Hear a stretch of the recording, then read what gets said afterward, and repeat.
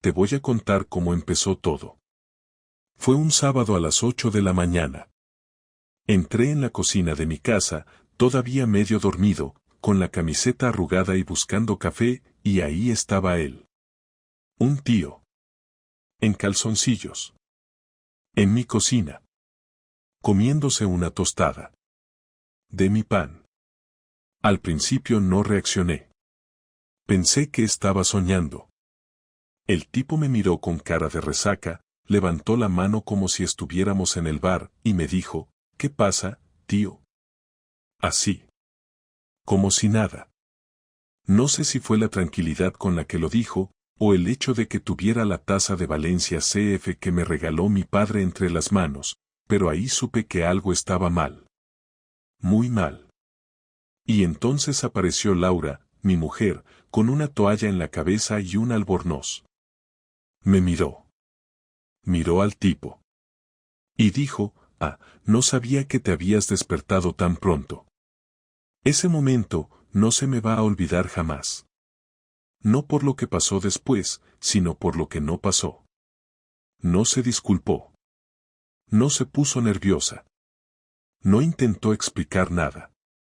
Se sirvió un vaso de agua y se sentó frente al tío como si yo fuera el invitado. ¿Quién coño es este?, pregunté, por fin. Mi voz salió más floja de lo que me hubiera gustado. Él es Dani, respondió ella. Un amigo. Un amigo. En calzoncillos. En mi cocina. Te juro que mi primera reacción no fue gritar, ni pegar, ni echarlos a patadas. Fue reírme. De puro absurdo. Me entró una risa seca, cortante, de esas que sabes que solo pueden salirte cuando estás a un paso de romperte. No dije nada más. Me di la vuelta, cogí las llaves del coche, y salí de casa. Ni café, ni tostadas. Solo necesitaba aire. Conduje sin rumbo durante 1 hora. No sabía si estaba más cabreado o más humillado. Me sentía como un imbécil. Porque todo tenía sentido de golpe, sus escapadas, sus silencios, los fines de semana en retiros de yoga, y yo ahí, creyéndomelo todo. Pero lo que más me jodía no era la traición. Era la frialdad. Esa capacidad de mirarme a la cara y hacerme sentir un extraño en mi propia vida. Esa mañana no volví a casa. Me fui a lo de mi hermano, no porque quisiera contarle todo, sino porque no sabía a dónde más ir. Me preguntó si había discutido con Laura y solo le dije, digamos que tenía visita y no me avisó. Él soltó una carcajada, sin entender nada, y yo me serví un whisky a las 10:30 de la mañana. ¿Por qué sí? Porque necesitaba sentir que todavía podía decidir algo, aunque fuera beber a una hora absurda. Esa fue la primera vez que sentí que mi vida no era mía. Que estaba viviendo en un escenario montado por otros. Y que la función se había terminado sin que nadie me avisara. Cuando volví a casa esa misma noche, ya sin mal humor pero con la cabeza funcionando como si tuviera un motor dentro, no encontré ni al tipo ni a Laura.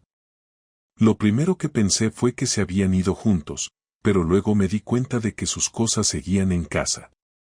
Todo estaba igual que por la mañana, salvo por un detalle pequeño pero que me dio rabia, en el fregadero estaba la taza del Valencia que él había usado, sucia, como si yo fuera el encargado de recoger la mierda de los invitados.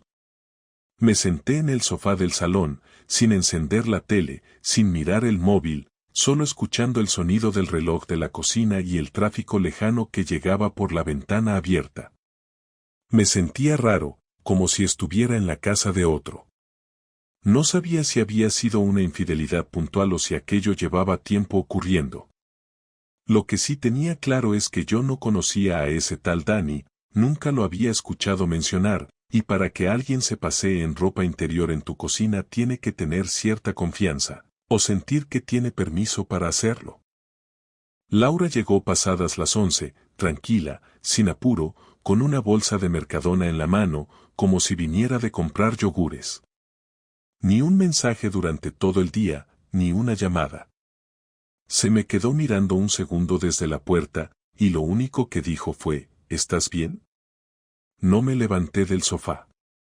Le pregunté dónde había estado y si pensaba explicarme lo que había pasado esa mañana. Me dijo que se había ido a casa de su hermana a respirar un poco porque yo la había hecho sentir mal con mi reacción. Lo dijo con ese tono pasivo-agresivo que usaba cuando quería convertir lo que pasaba en culpa mía. Me levanté despacio, sin prisas, la miré fijamente y le dije que tenía dos opciones, contarme la verdad o prepararse para una semana de silencio absoluto. Y no hablo de ese silencio cómodo de pareja que se conoce bien, sino del que molesta, del que incomoda, del que corta las ganas de hacer vida normal. No respondió. Fue directa a la cocina, metió los yogures en la nevera y se encerró en el baño. Me fui a dormir sin esperarla. A la mañana siguiente, al despertar, ella ya no estaba en casa. Había dejado un póster en la mesa de noche que decía simplemente, he ido a dar clase. Luego hablamos. Durante las siguientes horas pensé mucho en lo que me iba a decir. Estaba convencido de que lo iba a negar todo, que me soltaría alguna excusa estúpida como que Dani era solo un amigo que se había quedado a dormir en el sofá después de una noche de copas. Pero no fue así. Esa tarde, cuando volvió, se sentó frente a mí en la mesa del salón y me soltó la frase que todavía hoy, semanas después, me sigue sonando en la cabeza como una sirena de incendio, te debo una explicación, pero no esperes que sea bonita. No contesté. Solo esperé. Me dijo que conocía a Dani desde hacía más de un año, que se habían conocido en un curso de formación del colegio, que al principio solo hablaban por temas laborales y que poco a poco empezaron a quedar para tomar algo, a contarse cosas, a reírse juntos, a sentirse cómodos, y que llegó un punto en que ella ya no sabía si estaba en una amistad o en otra cosa, y que cuando se dio cuenta de que pensaba más en él que en mí, ya era tarde. Que no habían tenido sexo hasta hacía un mes, que no fue planeado, que pasó después de una cena, en casa de él, mientras veían una película. Que no fue una aventura de una noche, que lo repitieron varias veces, y que la última vez fue justo la noche anterior a la del sábado en la cocina.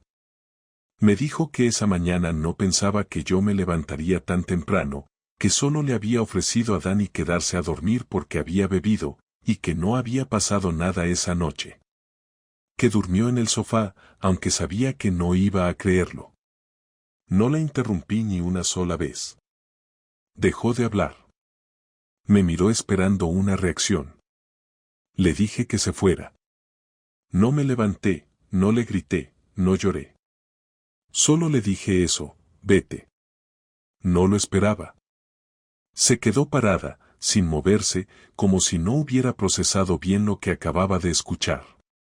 Me preguntó si estaba seguro, que si no quería hablarlo, que si de verdad iba a actuar como si todo se redujera a echarla. Le repetí lo mismo, vete. Subió a la habitación, recogió unas cosas al azar, las metió en una mochila vieja que usábamos para ir al campo y se fue. Yo no me moví del salón. Esa noche dormí solo, sin ruido, sin respiraciones ajenas, sin olor a champú caro, sin sus libros apilados en la mesilla. Y dormí bien. Lo que más me sorprendió fue eso, dormí profundamente. Al día siguiente no fui al trabajo. Llamé diciendo que me había intoxicado con algo, una excusa poco creíble pero suficiente para que no insistieran. Me dediqué a limpiar la casa, a quitar cualquier cosa que me recordara a ella. Guardé sus fotos en una caja, quité sus mantas del sofá, cambié las sábanas, tiré su cepillo de dientes. Durante todo ese proceso no lloré ni una sola vez, lo cual me pareció extraño. No entendía cómo no me salía una sola lágrima. Supongo que todavía estaba en estado de shock, o quizá ya había empezado a acostumbrarme a la idea de que se había acabado. A las 7 de la tarde volvió. Traía la cara desencajada, como si no hubiera dormido en todo el día. Me pidió que la escuchara. Que no me cerrara en banda. Que quería explicarme bien las cosas. Le dije que ya me había explicado todo. Que no tenía sentido repetirlo. Me respondió que no había sido algo premeditado, que no me había querido hacer daño, que simplemente había sentido algo distinto por alguien y se había dejado llevar. Le contesté que nadie se cae con las bragas quitadas. Me miró con rabia. Me dijo que no merecía que le hablara así. Le respondí que no merecía estar explicando por qué se folló a otro en mi casa, en mi cocina, mientras yo dormía a 10 metros. Se quedó en silencio. Y entonces, por primera vez, lloró. De verdad. De esas lágrimas feas, con mocos, con temblores. Lloró como si fuera la víctima. No me moví del sitio. Le dije que no me importaba si estaba arrepentida, si quería volver, si se sentía culpable. Le dije que lo único que quería ahora era tener mi espacio, vivir solo, sin teatro, sin excusas, sin la cara de alguien que se había cargado todo. Que no me interesaban sus sentimientos, que no tenía ganas de reconstruir nada, que no quería un nuevo comienzo. Me pidió tiempo. Le dije que ya lo había tenido, mientras se acostaba con otro. Que ese era su tiempo. Esa fue la última noche que cruzó esa puerta. Durante los siguientes días, no volví a saber nada de ella. No me escribió, no llamó, no apareció por casa, y eso, lejos de tranquilizarme, me ponía más tenso, porque no sabía si se estaba organizando para volver a meterse de nuevo en mi vida o si estaba planeando alguna estrategia. La conocía lo suficiente como para saber que no era de las que desaparecen sin tener una carta escondida. El martes siguiente, cuando salí del trabajo, me la encontré en la puerta del portal, esperando, con la mochila a un lado y la misma cara de derrota que llevaba el día que la eché. Me saludó bajando la mirada y me pidió 5 minutos. Le dije que tenía 3, y que si lo que venía a decirme era lo mismo que ya había dicho, entonces mejor se ahorrara el discurso. Aún así, la dejé subir, porque no tenía ganas de hacer un espectáculo en la calle. Cerré la puerta, nos sentamos uno frente al otro en la mesa, y empezó a hablar. Me dijo que había roto con Dani, que había hablado con él el domingo y que le dejó claro que lo suyo no podía continuar. Que se había dado cuenta de que lo que había hecho era una mierda, y que no esperaba que yo la perdonara, pero que necesitaba que supiera que había tomado una decisión. Le respondí que no me interesaba si seguía con él o no, porque el problema no era él, el problema era ella. Le pregunté directamente cuántas veces se habían acostado, cuántas mentiras me había contado para poder verle, si alguna vez me había mirado a la cara después de hacerlo sin sentir asco. Me dijo que no llevaba la cuenta exacta, pero que habían estado juntos 6 veces en total. Que no siempre fue sexo, que a veces solo se veían para hablar, que lo de la cocina fue un error, que nunca pensó que yo me levantaría tan temprano. Me reí, sin humor, y le pregunté si eso lo decía porque en el fondo pensaba que todo esto era culpa mía por madrugar. Insistió en que no me estaba culpando, que solo intentaba decirme la verdad, aunque fuera dolorosa. Le respondí que la verdad ya me la había dicho, que ahora no se trataba de entender nada, sino de aceptar lo que había hecho. Y que, por mucho que ella dijera que lo había terminado, a mí eso no me devolvía nada, ni el respeto, ni el orgullo, ni las noches que dormí tranquilo sin saber que mi mujer se lo montaba con otro mientras yo pensaba que simplemente estaba cansada del trabajo. Me dijo que había sido una cobarde, que no supo pararlo a tiempo, que le gustaba cómo la hacía sentir, que necesitaba escapar un poco de la rutina, que conmigo todo era previsible, que no encontraba emociones, que sentía que se estaba apagando. Yo la miré y le dije que lo único que se había apagado era la poca dignidad que le quedaba. Ella me preguntó si de verdad quería que se fuera para siempre o si solo necesitaba tiempo. Le dije que se fuera, que no era una pausa, que no era un paréntesis, que lo nuestro había terminado en cuanto dejó que otro hombre se sentara en mi cocina como si fuera suya. Se le llenaron los ojos de lágrimas, pero no lloró. Dijo que lo entendía, que se lo merecía y que se iba a quedar en casa de su hermana un tiempo. No le pregunté más. Después de que se fuera, me senté en el sofá y pensé durante horas en lo que acababa de pasar. No me sentí victorioso, ni liberado, ni satisfecho. Solo vacío. Como si hubiera firmado un contrato que no había leído. No sabía si estaba tomando la mejor decisión, pero tenía claro que no iba a quedarme en una relación donde tuviera que pedir respeto como si fuera un favor. Llamé a mi amigo Marcos, le conté lo esencial y me ofreció ir a su casa a tomar algo. Acepté. Le conté todo, sin filtro, con detalles, con rabia. Me dijo que si hubiera estado en mi lugar no habría aguantado tanto, que él la habría echado ese mismo sábado sin escuchar una sola palabra. Me ofreció su sofá si algún día no quería dormir solo en casa, cosa que agradecí, aunque no lo necesitaba. Lo que necesitaba era pensar en cómo reconstruir mi vida desde el punto cero. Porque eso era lo que sentía, que me habían tirado todo abajo y me habían dejado solo con los escombros. El miércoles siguiente recibí un mensaje de la hermana de Laura, diciendo que estaba preocupada por ella, que no comía bien, que no hablaba con nadie, que pasaba el día encerrada en la habitación. Le contesté con un escueto: no es mi problema. No lo hice por venganza, sino porque de verdad no podía encargarme también de su miseria emocional. Bastante tenía con recomponerme yo. Esa misma noche empecé a hacer una lista de todo lo que tenía que cambiar. Desde cosas pequeñas como las contraseñas de las plataformas compartidas hasta pasos más grandes como hablar con un abogado para saber qué implicaría un divorcio formal. Porque si bien no me urgía separarme legalmente, tampoco quería vivir con una sombra legal colgada del cuello. El jueves, me llamó ella. No contesté. Me mandó un audio de casi 2 minutos que no escuché. Lo borré sin abrirlo. No porque no me importara lo que dijera, sino porque ya no quería más explicaciones.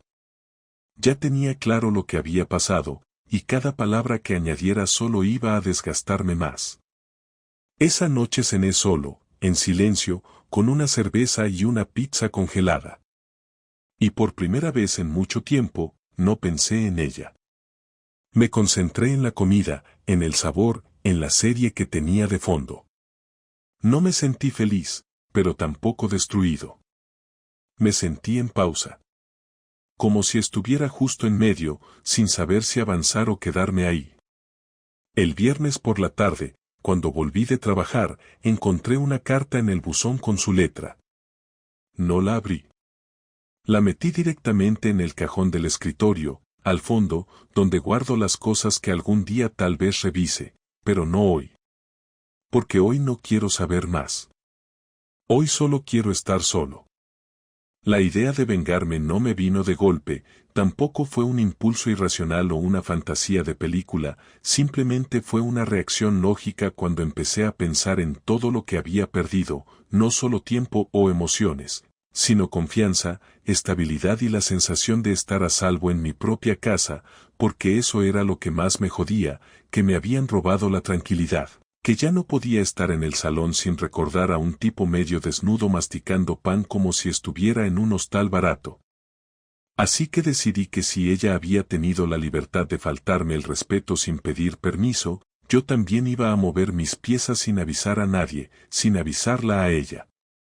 Lo primero fue abrir una cuenta nueva en otro banco, sin vinculación con ninguna cuenta conjunta, donde empecé a mover poco a poco mi dinero. Cantidades pequeñas al principio para no levantar sospechas y revisaba los movimientos del banco que compartíamos, pero en una semana ya tenía la mayor parte fuera. También cancelé la tarjeta adicional que ella usaba, la que jamás revisaba pero con la que se permitía ciertos caprichos, desde pedidos de ropa hasta cenas con amigas que ahora sospechaba que nunca existieron. No le dije nada, solo lo hice, porque entendí que las palabras ya no servían, que ahora todo se resolvía con acciones.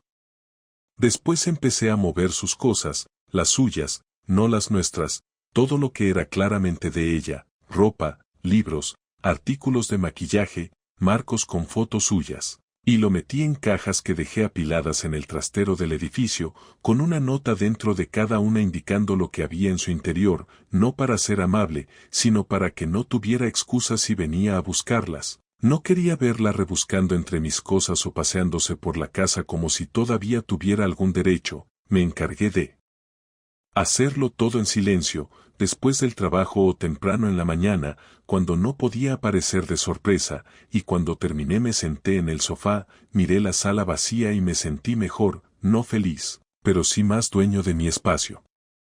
Lo que vino después fue lo que más satisfacción me dio, porque no fue algo impulsivo ni sucio, fue un plan limpio, claro y eficiente, algo que diseñé con la misma paciencia con la que ella construyó su mentira. Me metí en su ordenador portátil, no tuve que hackear nada, ni inventar contraseñas, simplemente sabía la suya, porque no había cambiado nada desde que se lo configuré yo mismo hacía 3 años. Y ahí encontré todo lo que necesitaba, conversaciones por correo con él, algunas muy básicas.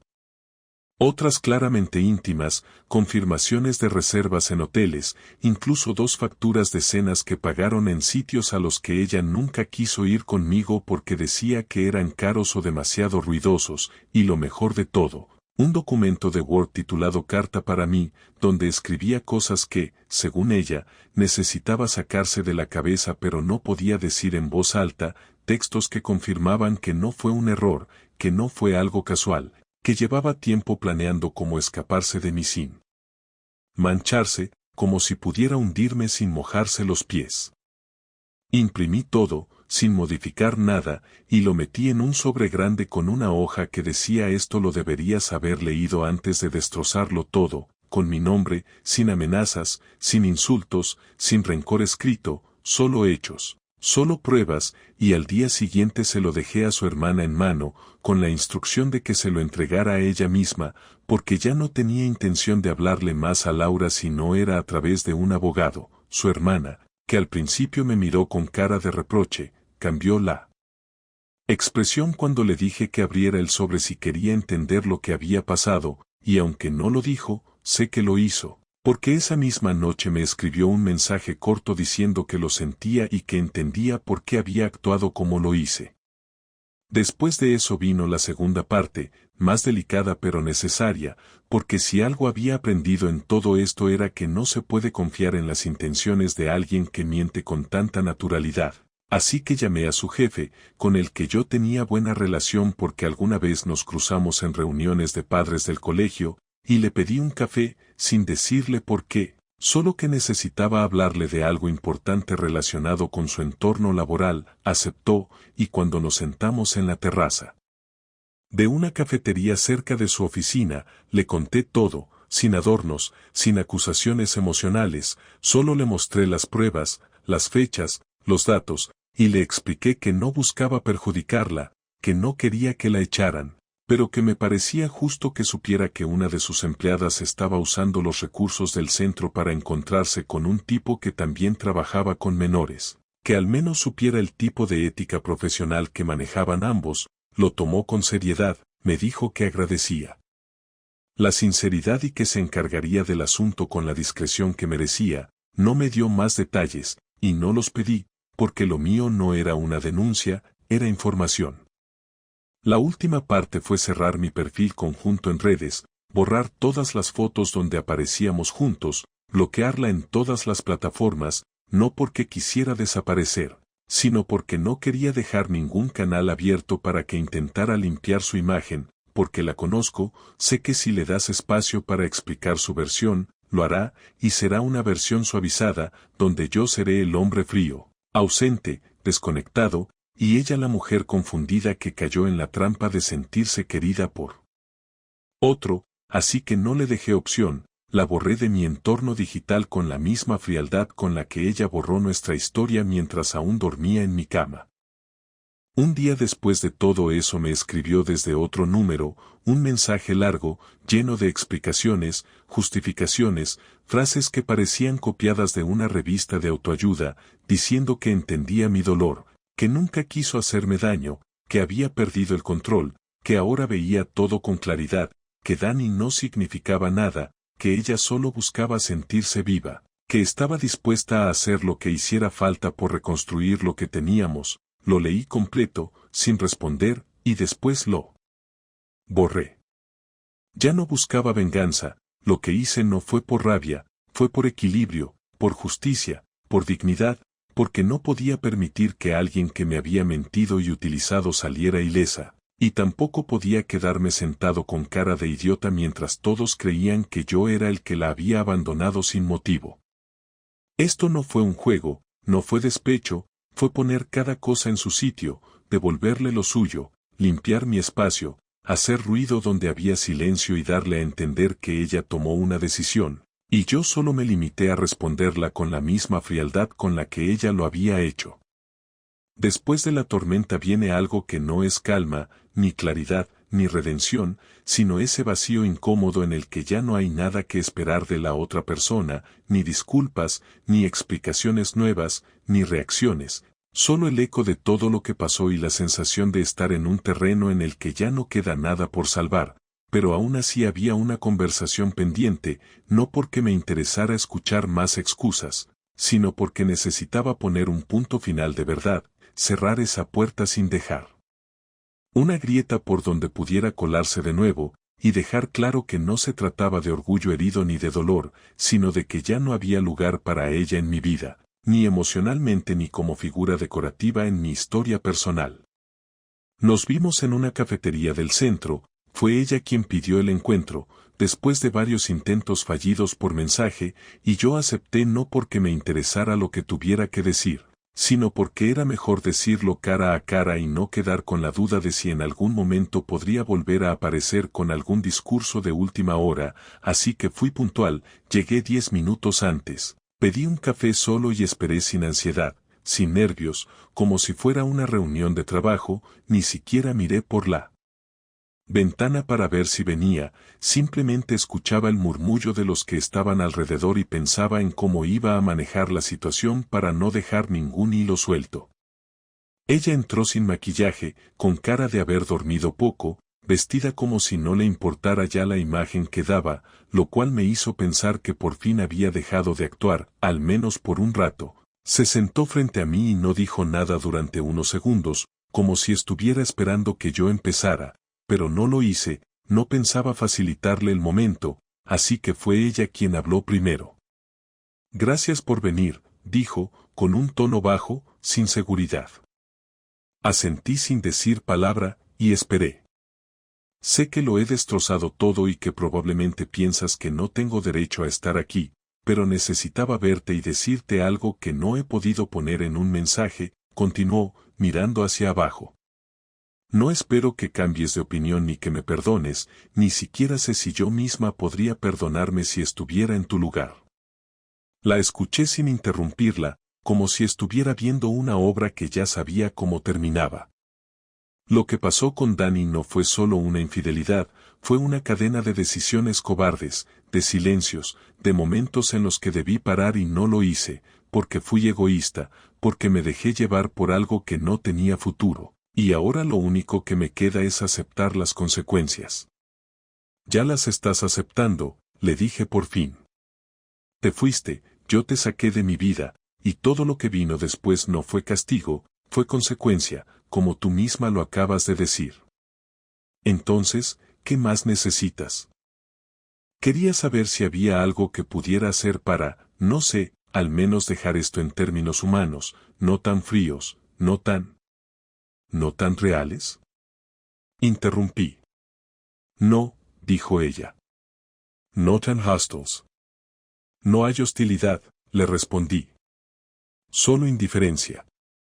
Y eso es lo peor que puedo ofrecerte, porque quiere decir que ya no siento nada.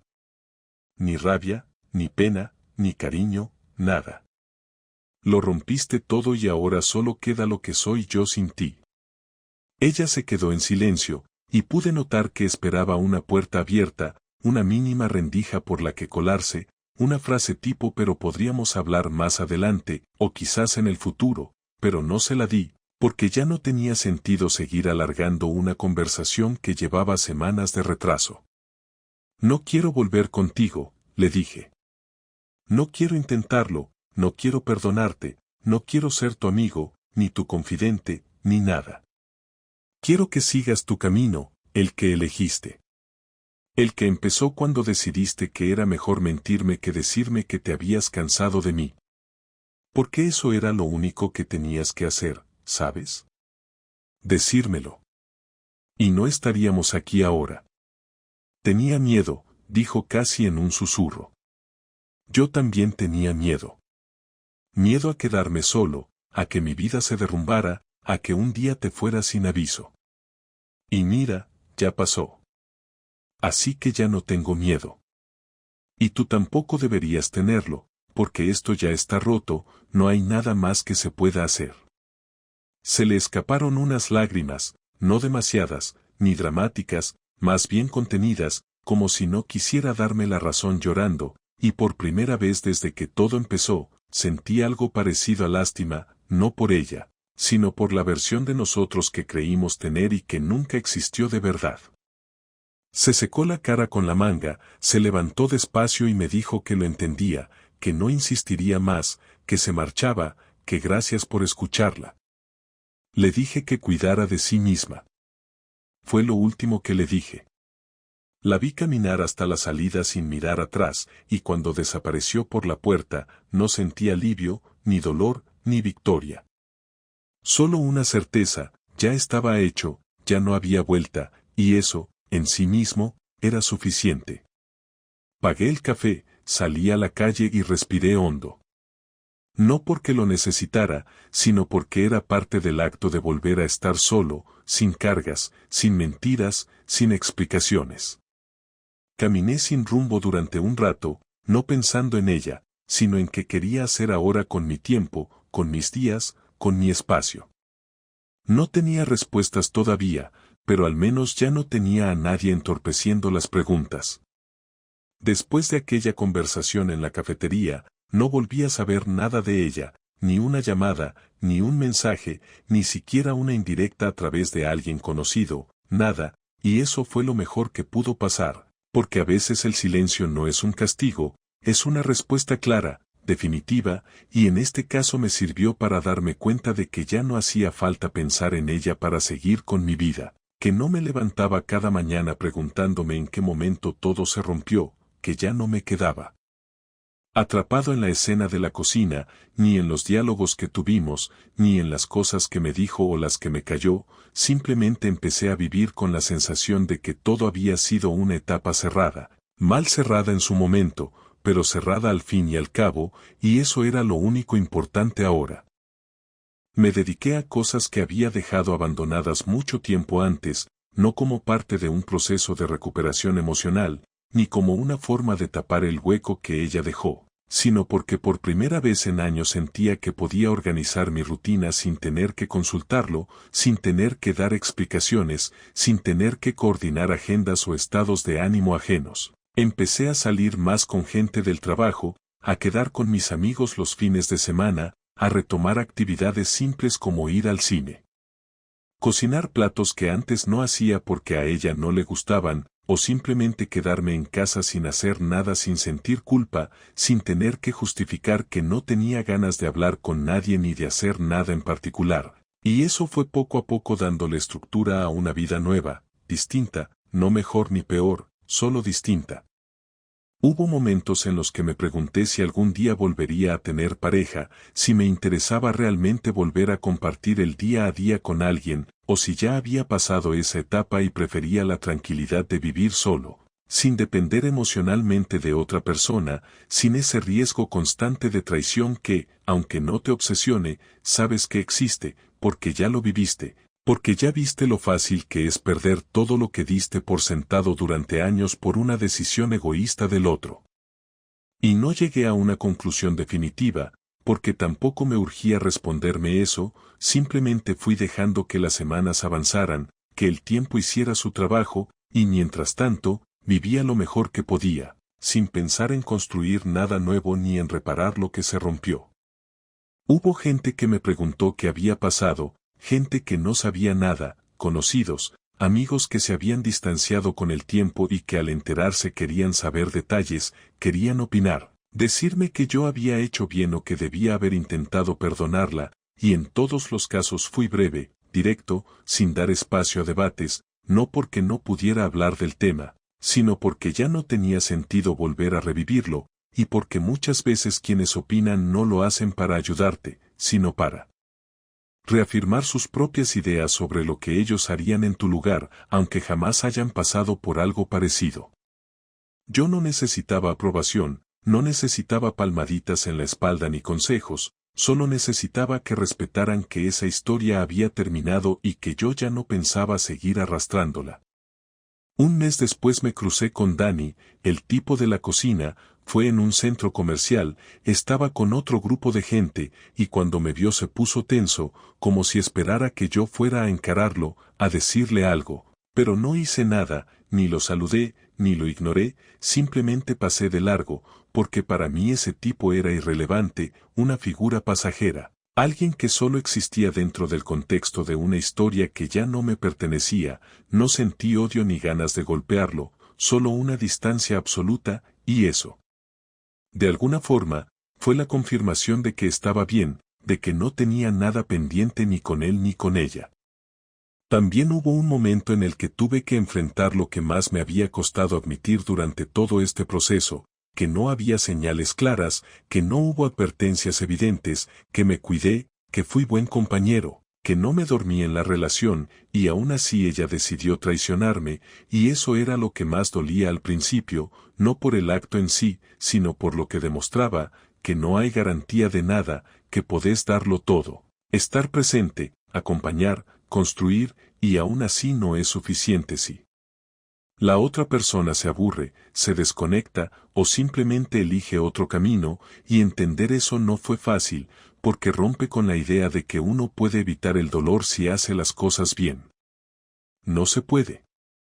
Pero después de digerirlo, después de aceptarlo, llegó una calma que no había tenido nunca antes, una especie de claridad que me hizo ver que lo único que uno puede controlar es su reacción, que lo único que realmente importa es cómo decidís pararte frente a lo que te pasa, y ahí entendí que no era un derrotado, que no era una víctima, que simplemente era alguien que había cerrado una puerta a tiempo, que se había ahorrado años de desgaste emocional, de relaciones rotas desde adentro que siguen por costumbre o miedo a estar solo, y que ahora tenía algo que muchos no consiguen ni después de décadas de estar en pareja: tranquilidad. Hoy vivo solo, con las cosas que elegí tener cerca, sin objetos compartidos, sin fotos de recuerdo, sin rastro de lo que fue esa relación, no porque lo odie, sino porque ya no me representa, y porque necesito mirar hacia adelante sin quedarme pegado a lo que ya no suma. No la odio, no la extraño, no le deseo nada malo, pero tampoco quiero saber qué es de su vida. No me interesa si rehizo su historia con otro, si se arrepintió, si sigue pensando en mí, porque ya no somos parte del mismo camino, y lo que venga para ella ya no me toca. Y si algún día vuelvo a enamorarme, será desde otro lugar, sin urgencia, sin la presión de tener que llenar un vacío, sin repetir errores, sin ofrecerme entero a alguien que no sabe lo que significa tener algo valioso entre las manos. Y si no pasa, también está bien. Porque aprendí que estar bien solo no es un castigo, es una señal de que uno se tiene a sí mismo, y con eso alcanza. Así terminó todo. Sin gritos, sin reconciliación, sin drama. Solo una historia que se rompió por dentro y que yo decidí no volver a coser. Y ahora, sigo caminando. Sin mochila ajena, sin mirar atrás.